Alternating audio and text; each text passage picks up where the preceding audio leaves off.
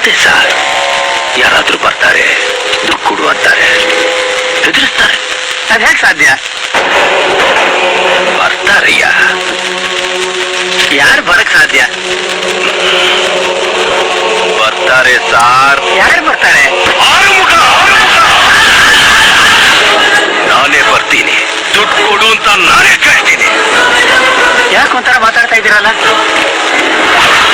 ಮುಚ್ಚಿಕೊಂಡು ನಾಳೆ 50 ಲಕ್ಷ ಕಳಿಸ್ಕೊಡು. ನಿನ್ನ ಹತ್ರ ಯಾರು ಬರಲ್ಲ, ಯಾವ ತೊಂದರೆನೂ ಕೊಡಲ್ಲ. ನೀವು ಈ ತರ ಎಲ್ಲ ಮಾತಾಡಿದ್ರೆ ಪೊಲೀಸ್ ಅವ್ರನ್ನ ಕರಿಬೇಕಾಗುತ್ತೆ. ನಾನು ರೆವೆನ್ಯೂ ಡಿಪಾರ್ಟ್ಮೆಂಟ್ ನ ಕರಿತೀನಿ, ಇನ್ಕಮ್ ಟ್ಯಾಕ್ಸ್ ಗೆ ಫೋನ್ ಮಾಡ್ತೀನಿ. ನೀನು 7.5 ಕೋಟಿ ಕೊಟ್ಟು ಈ ಜಾಗನ ತಗೊಂಡಿದ್ದೀಯಾ ಅಂತ ಹೇಳಿದ್ದು ಇದರಲ್ಲಿ ರೆಕಾರ್ಡ್ ಆಗಿದೆ. ನೀನು 2 ಕೋಟಿ ವ್ಯಾಲ್ಯೂಯೇಷನ್ ಮಾಡಿ ರಿಜಿಸ್ಟರ್ ಮಾಡಿಸಿರೋ ಪತ್ರ ನನ್ನ ಹತ್ರ ಇದೆ.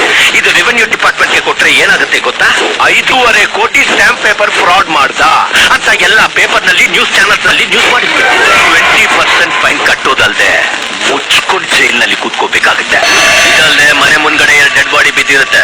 ಮನೆ ಒಳಗಡೆಯಿಂದ ಅರ್ಧಂಬರ್ಧ ಬಟ್ಟೆ ಹರ್ಕೊಂಡು ನೀನೇ ಕೆಡ್ತೆ ಅಂತ ಒಂದು ಹುಡುಗಿ ಓಡ್ ಬರ್ತಾಳೆ. ಈ ವಯಸ್ಸಲ್ಲಿ ಇದೆಲ್ಲ ಬೇಕೇನಯ್ಯ ನಿನ್ಗೆ? ನಾಳೆ ಬೆಳಿಗ್ಗೆ ಬಿಸಿ ಬಿಸಿ ಕಾಫಿ ಕುಡಿಯೋಕ್ ಮುಂಚೆ